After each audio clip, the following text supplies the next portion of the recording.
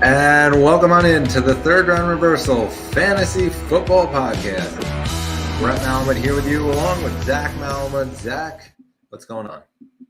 Not much, Brett. It's April. We're in the month of the NFL draft. I'm very excited for it. One of my favorite times of the year.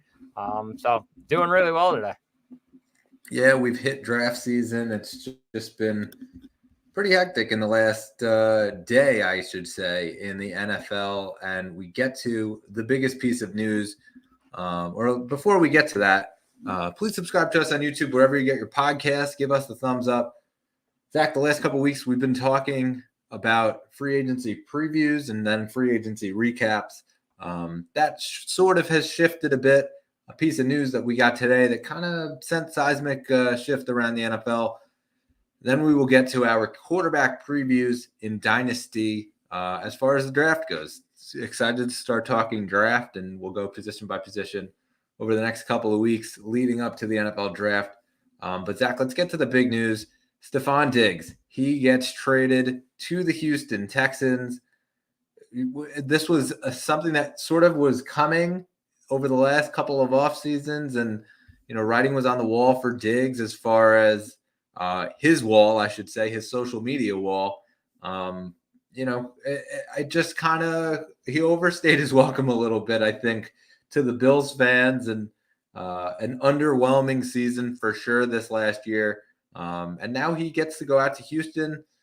They end up trading for a second-round pick in 2025. The Bills also give a sixth-round pick in 2024 and a 2025 fifth-round pick. So that's Diggs, a 2024 sixth-rounder, and a 2025 fifth-rounder in exchange for a second-rounder next year. Zach, so there's a couple of different ways we'll break this down. First off, let's just break down the Diggs side. Where do you see his value at now that he's heading into Houston? I would say it's probably in a solid spot. I would probably say it's a tiny bit lower than it was when we saw him in Buffalo, as he was up there in high wide receiver one category. And I know it dropped this year because of just less production. I think he's going to still get great production, but I feel like now it's kind of like, oh, well, he has other weapons around him. Yes, he did have that in Buffalo, but not to the same extent. I think Nico Collins, Tank Dell is going to be coming back from injury. We don't know when. Noah Brown is there. Joe Mixon is there. Dalton Schultz is there. I mean, you go down the list of weapons that Stroud has now.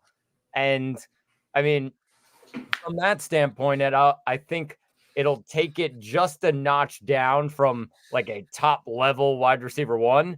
I still think he's in a wide receiver one mix though, Brett. I think he's right there as a mid to lower tier wide receiver one. That's where I would put him, because I think he's the number one weapon, clearly. I believe in Nico Collins. I believe in Tank Dell. They're not Stefan Diggs. I think Stefan Diggs takes a level up against those guys. And I think, like I said, mid to low tier wide receiver one, not that high level one that we saw in Buffalo, but right around there. That's probably where I'd put him.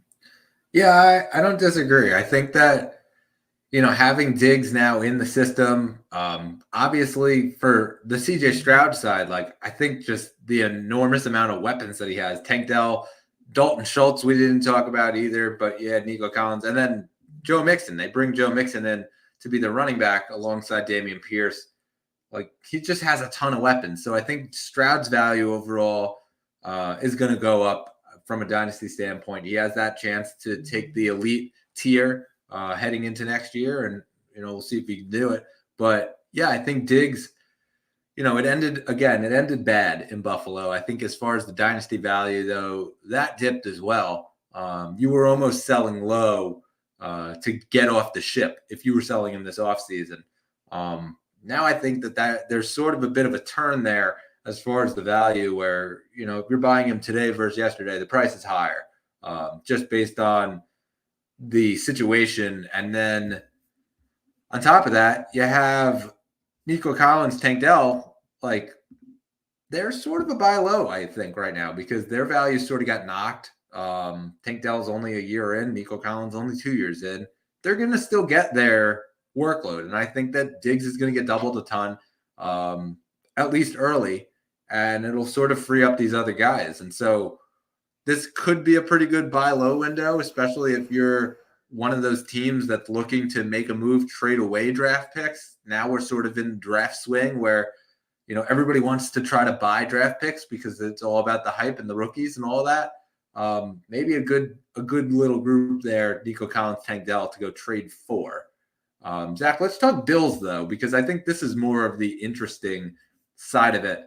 Let's start off with Josh Allen, because there were a lot of people in there that were saying Josh Allen was the number one dynasty asset heading into this offseason after what was a strong year for him rushing-wise. I don't know that the rushing is going to go away, but I think that it might go away a bit because there's not going to be that many receivers that these guys have. Yeah, so the one thing about Josh Allen now, and I wouldn't say it affects his value like too much. I still think he's a top 3 quarterback right where he is. Like he's not changing from that because of the rushing value he brings. And I mean, even so, his ability as a passer, he's still going to have some weapons there.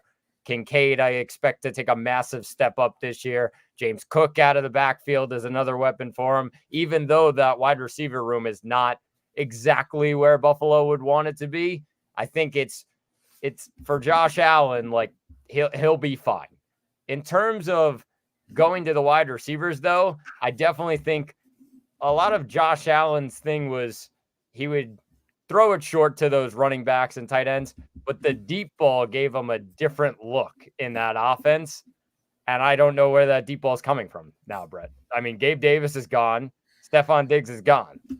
Who's the deep ball guy? Khalil Shakir? I mean, it could be, but it's a big difference now without one of those high-level players at wide receiver to run deep balls. So I think from that standpoint, yeah, his value takes a tiny bit of a hit, but not enough that I take him out of that top 3 range. I think he's still right there in it because of the rushing value. And like I said, he still has weapons outside of that wide receiver room in Kincaid and Cook. Yeah, I think that as far as the Bills receivers go, per se, I think that Dalton Kincaid obviously takes the biggest jump here because I think that that's sort of going to be his number one target. You'd expect the Bills to try to trade up to go get a receiver in the draft, and we'll see, if they can do so and what it'll cost to move up. But you are going to assume that they're not going to go into next year with Mac Hollins and Curtis Samuel as their top 2 receivers. It's just, I don't really foresee that happening. And so, yeah, I mean, KJ Hamler as well, Andy Isabella as well. Like you look at their group, it's really not that deep at all. It's very, very thin. And so, yes, on the very short term, you could say Curtis Samuel might have a slight bump right up until the draft where I think that they'll be able to fill the role there and almost use Curtis Samuel sort of in that Gabe Davis sort of role that they had last year. But yeah, this is just, it's kind of crazy how much the Bills have changed. They get rid of Tre'Davious White. They get rid of Jordan Poyer. They get rid of Mitch Morse. They get rid of Tyrell Dodson, Leonard Floyd, on and on we go. And so, and obviously now Diggs and Davis are the 2 guys that are there as well. It's just sort of, to me, like a transition year for the Bills to be able to get back to what they feel that they could be. And it's kind of crazy because they were so close. And it's almost like they're taking a bit of a step back this year. Good news as far as some of the other teams in that division, obviously, like Miami's still a big question mark. The Jets and, the short-term window that they have and the guys who are under injury concerns, we'll see if they sign David Bakhtiari to add to that list because I think that that's another one that they're going to add in.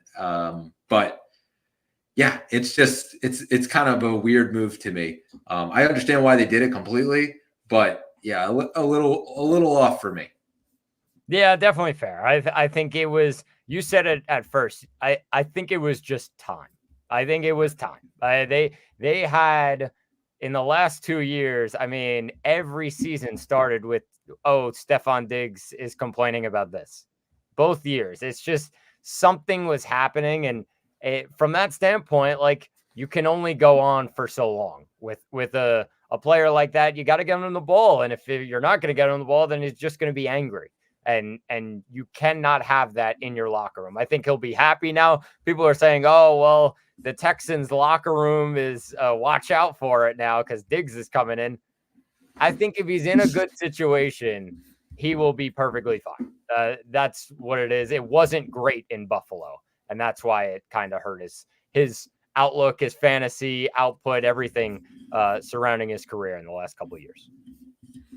All right, so let's jump into some of our draft previews here. We're going to start out at the quarterback position. Zach, it's an interesting year for quarterbacks because I feel like this year everybody sort of had their knock.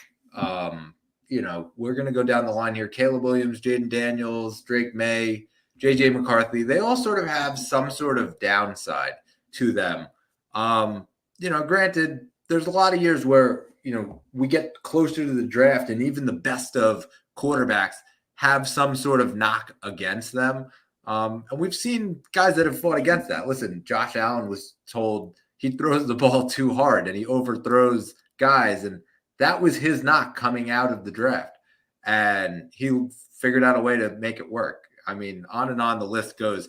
That scene in Draft Day where they talk about all the different quarterbacks who went on to Hall of Fame careers and were told that they weren't good enough coming into the draft.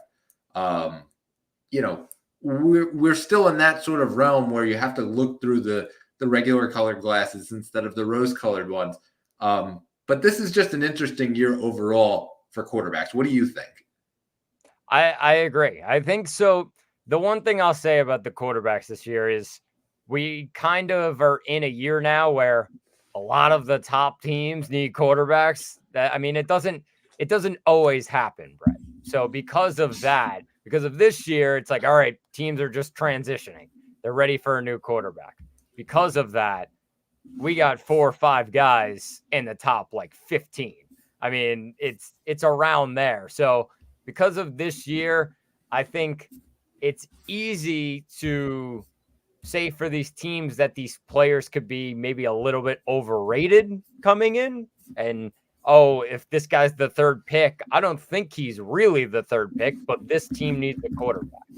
I think we're kind of in that stretch right now. And yes, not every guy is going to be a Hall of Famer. Some guys are going to be busts. That's just part of the NFL draft.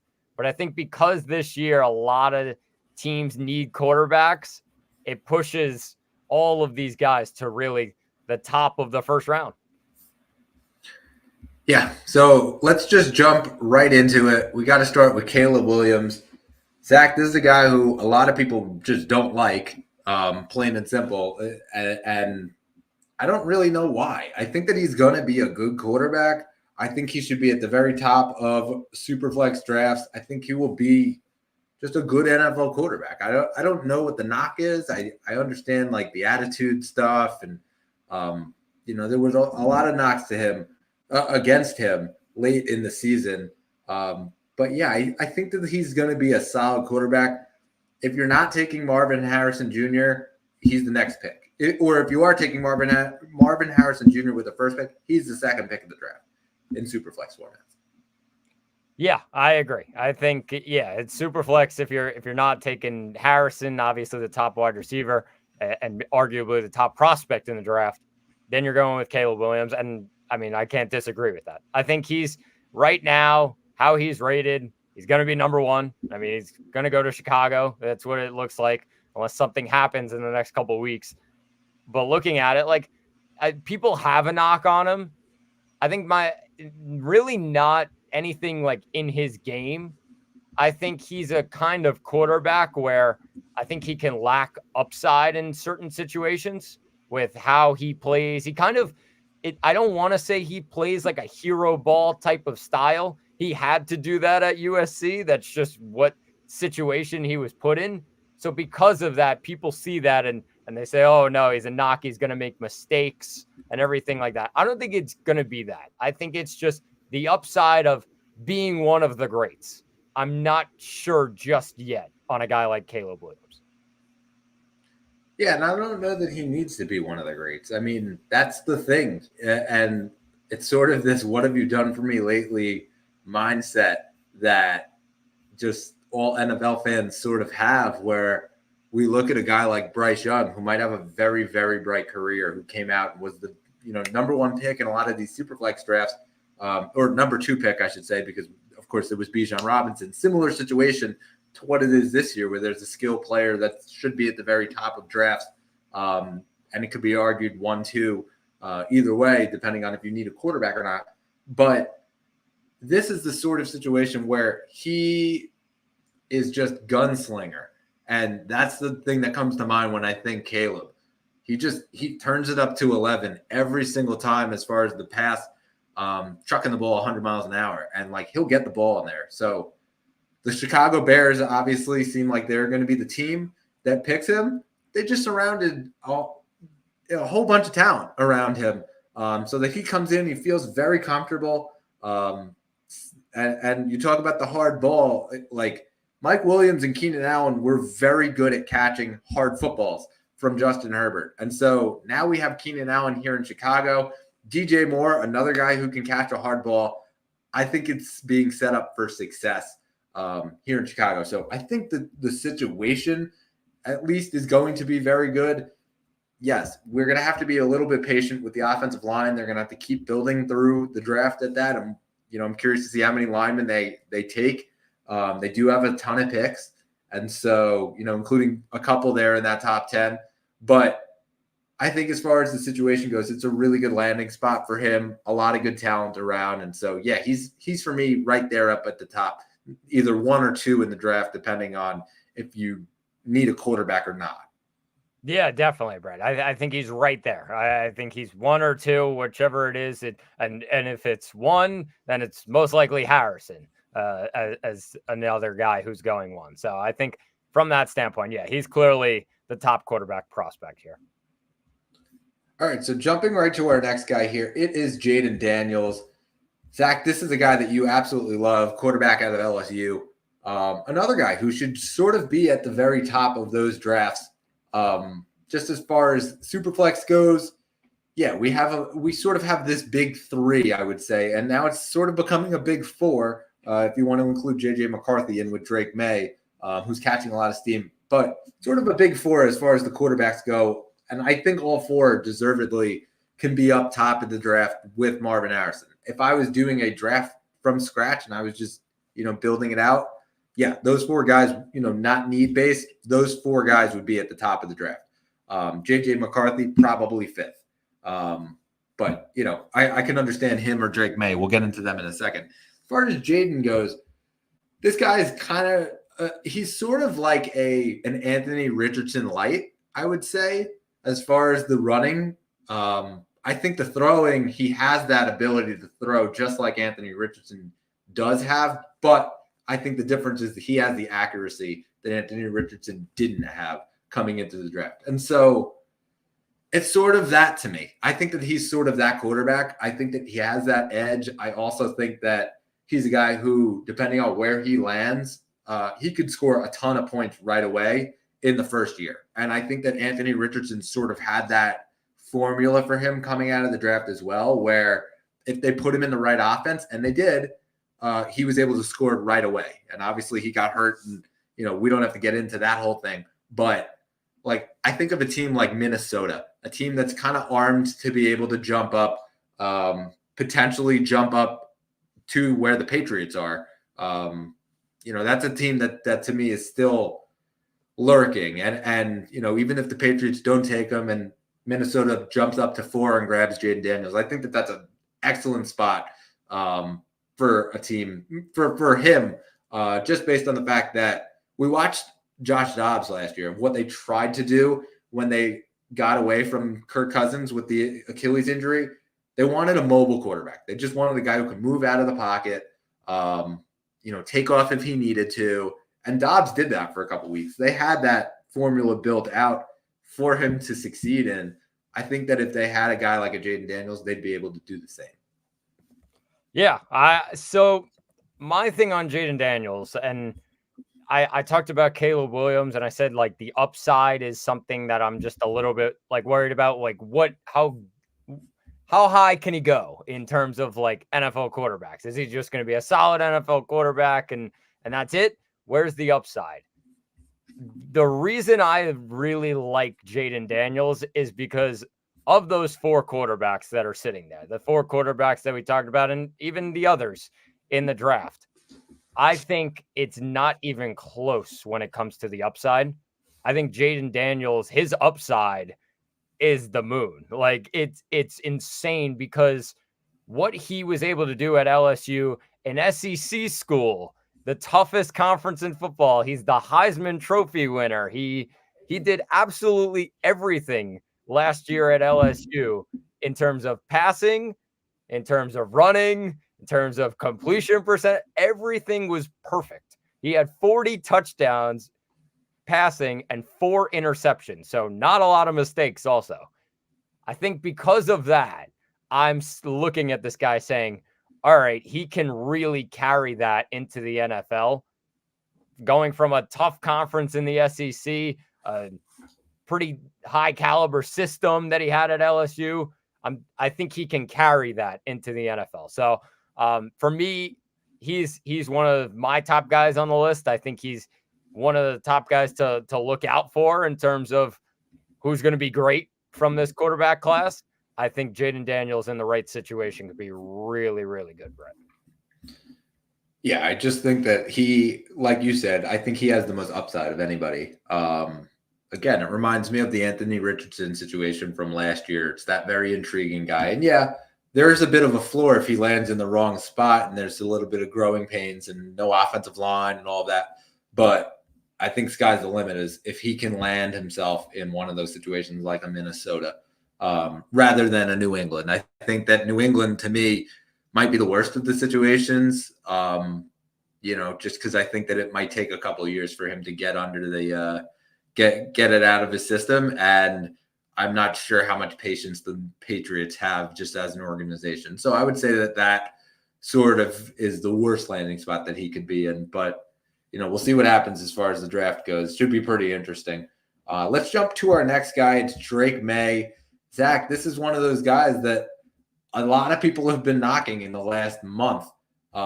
Really, really good at deep ball, really good at arm strength, pretty good pocket presence. He's able to take hits and stay up. I think that that's an important trait that he brings. And yeah, he's going to have to get the ball out quicker. I think that that's sort of been his knock, and I agree with it, especially if he's going to go to a team that's going to be at the bottom of the draft. And, most of those teams don't have those offensive lines fully built out yet. So it will be growing pains probably from the get-go for Drake May to get the ball out quicker. He did go to North Carolina. And so, it wasn't a lot about going through the reads. It was kind of just they built out the first read for him or the second read for him. And if he didn't get it, then he kind of had to do improv and hold on to it. And he wasn't that great at doing that, going through the progression. So I think that's sort of been the knock on him. And it is fair, but I think that he still has the upside to be a top candidate. But he also has the top candidate. He has the top ability to be a bust. I think that he has, there's a bigger window, I think, for him than there is even for Daniels, just because I think that the bust factor is higher for May than it is for Daniels. I agree. I think right where he is now, and a lot of it says, all right, he's going to go to 3 at New England. He's like, yes, New England, probably the worst situation for one of these young quarterbacks to go just because they're just not set for a young quarterback just yet. They can change that within a year or even during the draft. That's something that can change. I think the biggest thing about Drake May, though, you said it, is once he's holding on to the ball, it's like, all right, what's going to happen now? And he threw 9 interceptions from it on the year. He also had just a 63% completion percentage, which is pretty bottom level in a conference like the ACC. It's not the SEC or the Big Ten. It's not one of those really, really high level conferences. It's just a tiny level below. And to only have 63% is just a tiny bit worrying. So I think a lot of people see that. They see the stats and they say, oh no, North Carolina quarterback, we're getting like Mitch Trubisky vibes. But I think he's a solid quarterback. He really is. He definitely has the talent. I think he just needs to be in the right system. And that's difficult. That's not always the case for a guy like Drake May, who right now they have him at 3, and that's the toughest system to go in. That's the worrying sign for me. But if he's in a good situation where he has good wide receivers, he has good talent around him, and he can be developed to go through those progressions quickly. I mean, his player comp is Justin Herbert because of the size, because of the strength, his ability to break through tackles and everything. I mean, that's not a bad guy to be compared to. So I think he definitely has some upside there. It's just about where he lands, I think. Yeah, I've also seen Matt Stafford a lot as the comp. And so, yeah, it really just comes down to landing spot. Let's jump to our next guy here. Probably the most interesting of the bunch as far as just the hype he's had in the last month or so. And, you can thank Jim Harbaugh for a lot of that hype as well.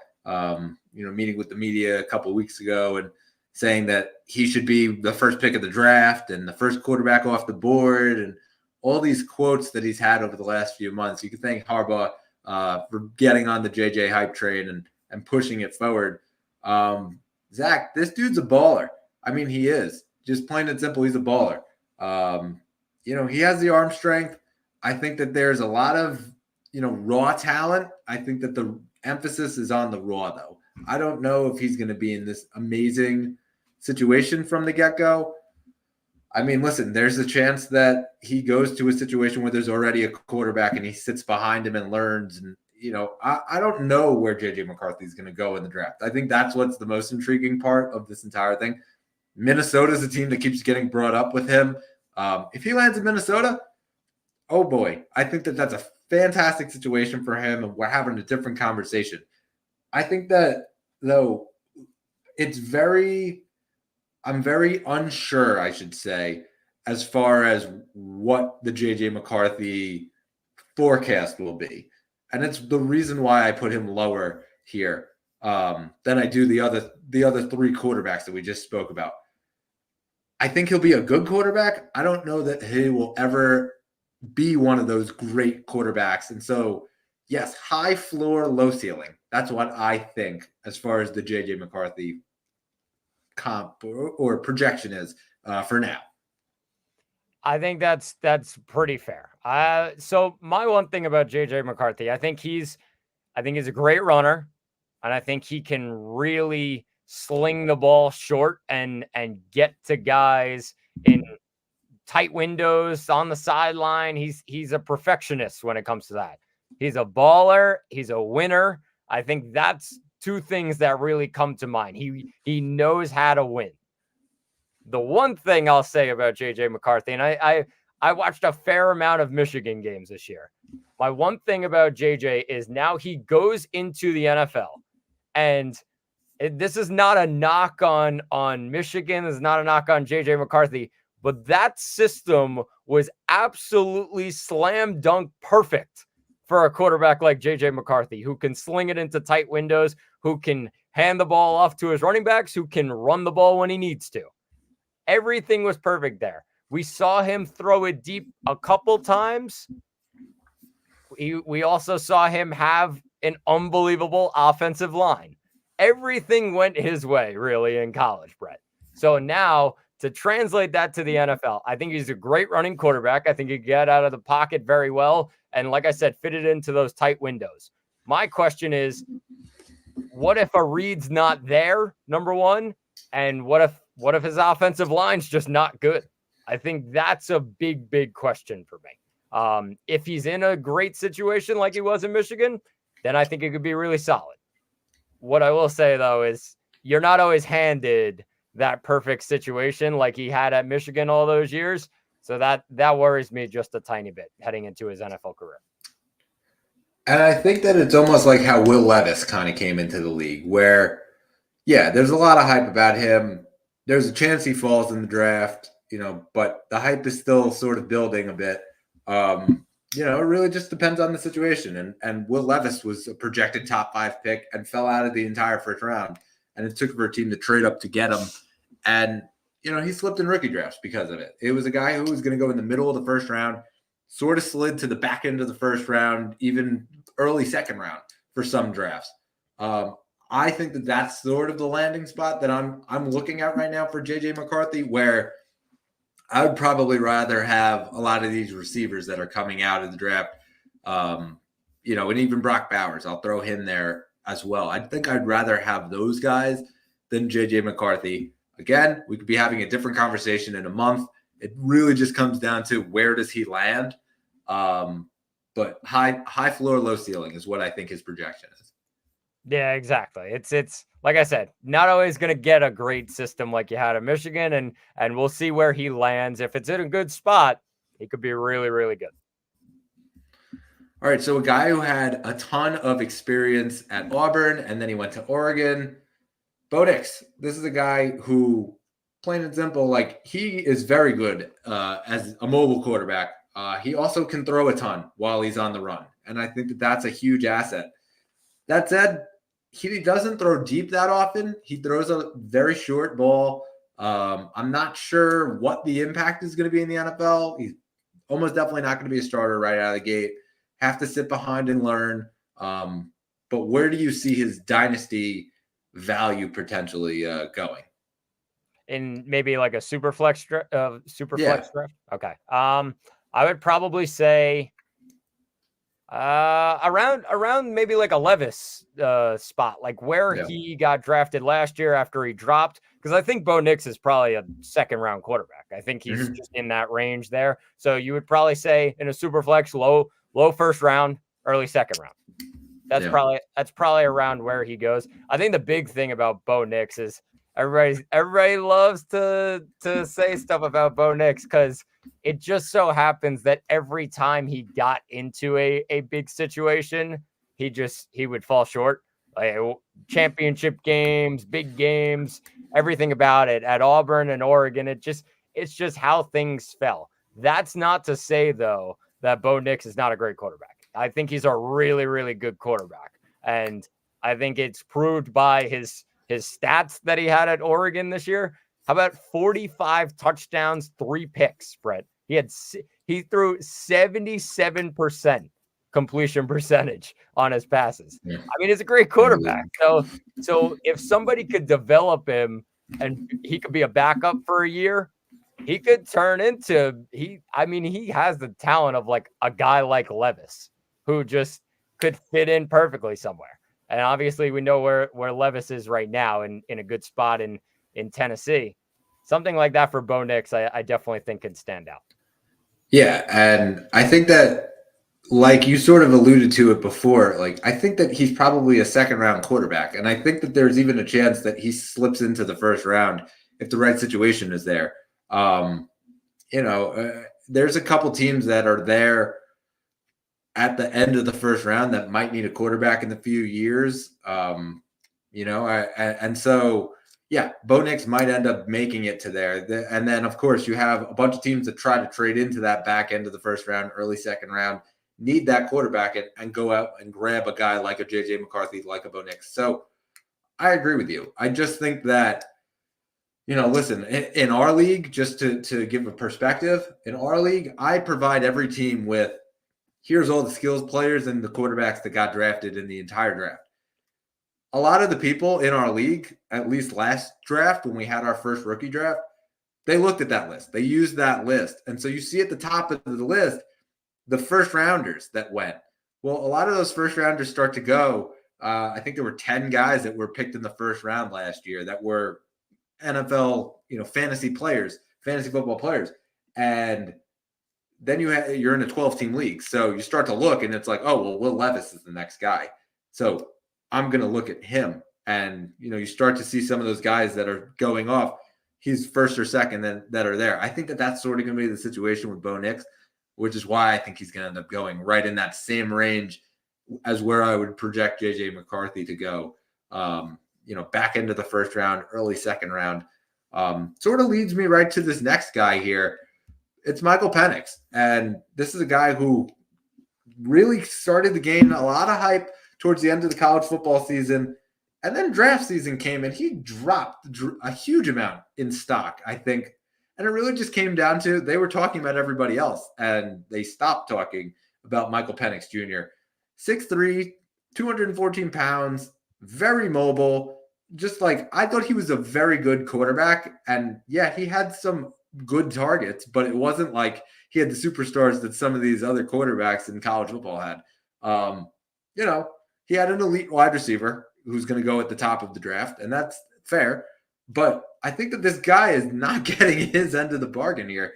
I think that the second that he actually gets into a game in the NFL, he's going to overstay his value of where he gets picked, because I think he's going to get picked lower in the NFL draft. I think he's going to be a third rounder. I just have that feeling he's going to end up being in the third round, back end of the second round, maybe.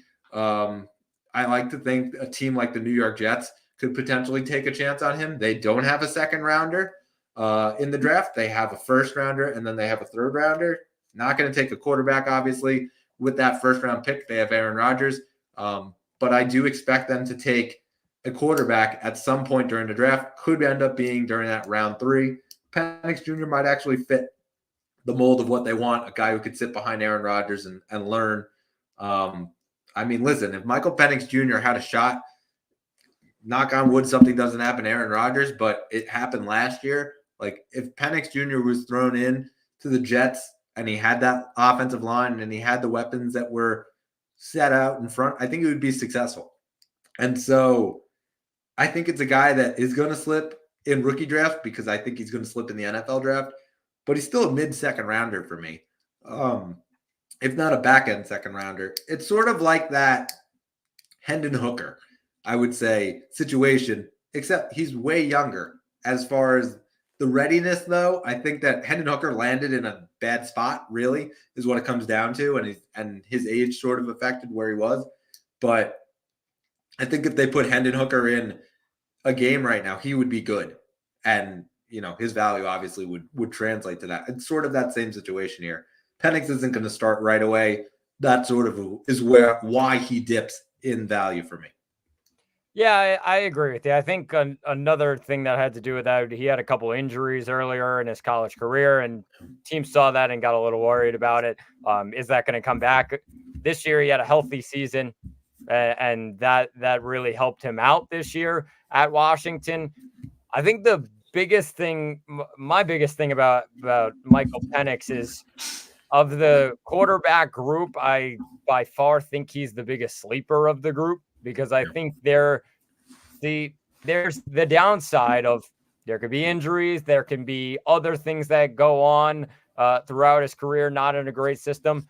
I think he could have a low floor, but I do think he definitely could have a high ceiling, Brett. Because what I watched Michael Penix, of course, the big game that stood out to me was the Texas game in the college football playoff. Yeah. That was the best game of his career by far. I mean, he found wide receivers deep. He found them short. Everything about it. He was perfect in that game. So that stands out to me. He's one of the most accurate passers in the draft. And people will look at his stat line from this year and say, oh, well, 65%, that's not that great. Yeah, all right. Well, he's got a bit of work to do. But when he is on, when he can get going, I mean, the sky's the limit for him. So I do think he's going to get drafted a little bit later. Probably, you said third round. I think, yeah, probably around that range, in that area. He could drop maybe a late second.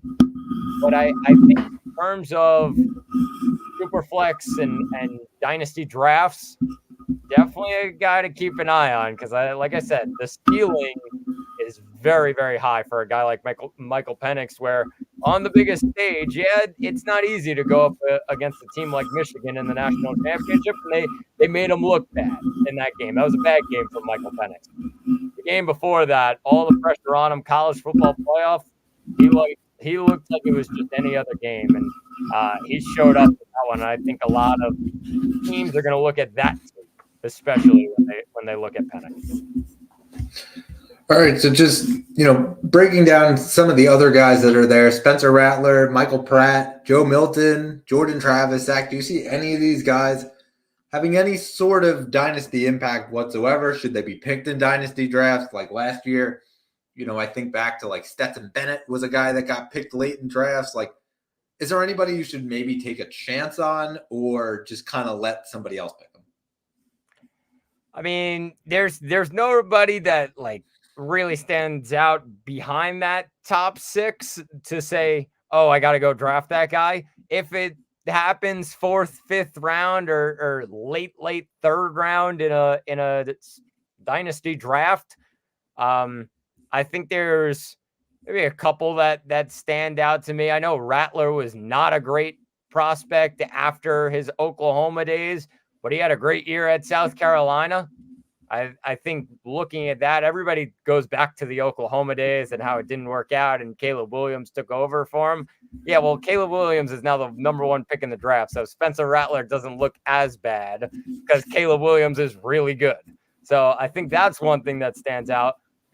I think Rattler's a guy to keep an eye on. The other guy I would keep an eye on, and he's got some work to do in terms of his passing, but he has an arm like no other in this draft, and it's Joe Milton. It's Joe Milton from Tennessee. He can absolutely sling the ball. My one thing about Joe Milton is if you watch Tennessee this year, you'd watch him throw it downfield, and then he'd try and throw a slant route and just could not hit it whatsoever. That's the biggest thing for me in terms of Joe Milton. Got to get that going if he wants to be an NFL quarterback. I would say Milton and Rattler are the 2 guys in my mind, just to keep an eye on. I wouldn't chase after them, but if they fall to you, why not? Take a shot on them. Yeah, I agree. I think that's a guy that Milton, just a cannon. He just has a cannon. And so for me, I think that I might potentially look at him. Rattler, I'm not as high on, and I don't know. It just sort of, I go back and forth with it. Michael Pratt out of Tulane, he has the potential that he could end up being a high-end backup, and with the right situation, we'll see. He couldn't really throw over the middle, and so that was sort of his knock, and we'll see if he can clean that up. But yeah, I don't know that I'm taking a late round flyer on pretty much any of these guys, with the exception of maybe I'd take Milton if I was in a deeper league and I needed a quarterback, or I needed, a future quarterback, I should say. And I had the room to be able to maneuver by just basically stashing him on my bench. Yeah, I agree with you. I think there's just, it's pretty weak once we get past that 6, and if somebody does fall to you, you like them, yeah, go grab them. I don't know how well it will pan out. That's just the kind of year it is. Yep. So just to recap here, Caleb Williams, Jaden Daniels, definitely up at the top of the draft. Drake May, we're a little split on as far as what the upside might be, but we do sort of agree on what the downside could be. He's probably right there in the middle of the first round. Bo Nix and JJ McCarthy down there towards the bottom of the first round into the second round of Superflex. Michael Penix in probably as a mid-second rounder in Superflex. And then sort of take a late round flyer on some of these other guys.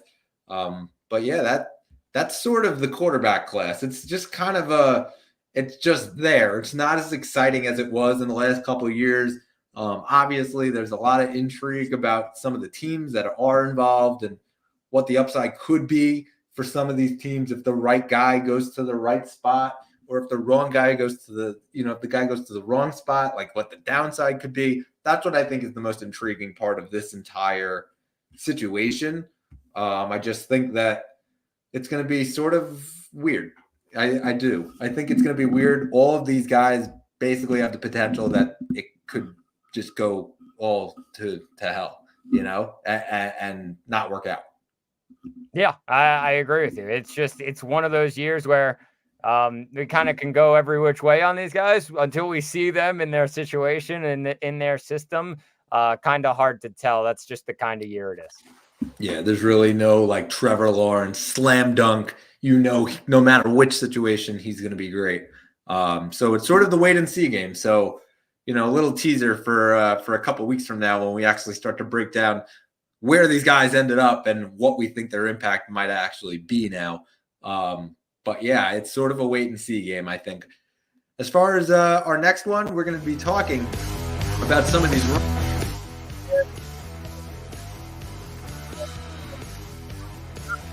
Top of the draft. We'll break that down and much, much more coming up here on the Fantasy Football Podcast, Third Round Reversal Fantasy Football Podcast. For Zach Malamud, I'm Brett Malamud. Catch us on YouTube and subscribe to us and give us the thumbs up. We will catch you on the next one.